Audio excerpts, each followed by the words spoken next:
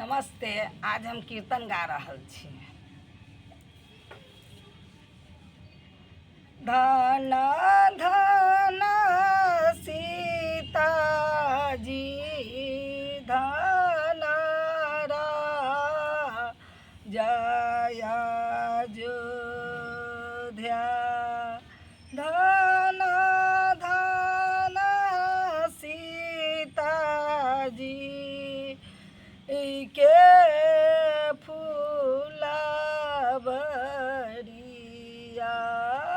धन धन सीता जी के फूलबरिया। जाया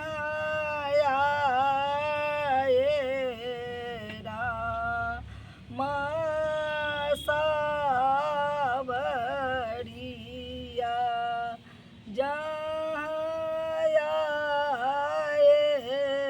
राम सावरिया। माथे मुकुट शोभे खाना कुंडला।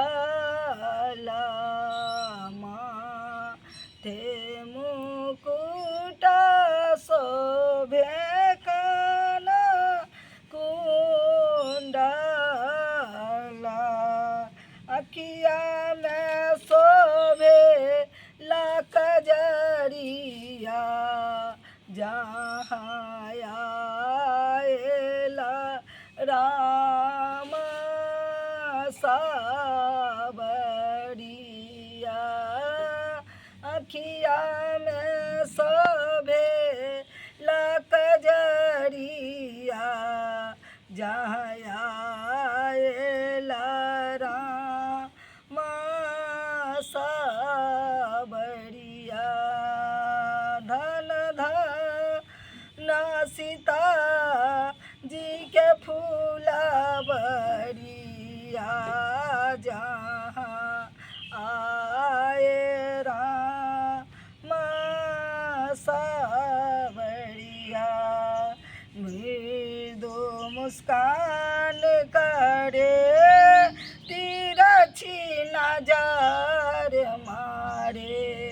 मृदु मुस्कान करे तिरछी नजर मारे। अब न सोहाए घर दुआरिया। जहाँ आएला राम सावरिया। अब न सुहाए घर दुआरिया।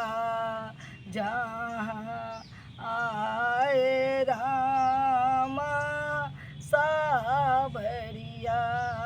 धन धन सीता जी के फूलबरिया। जहाँ आएल राम सावरिया।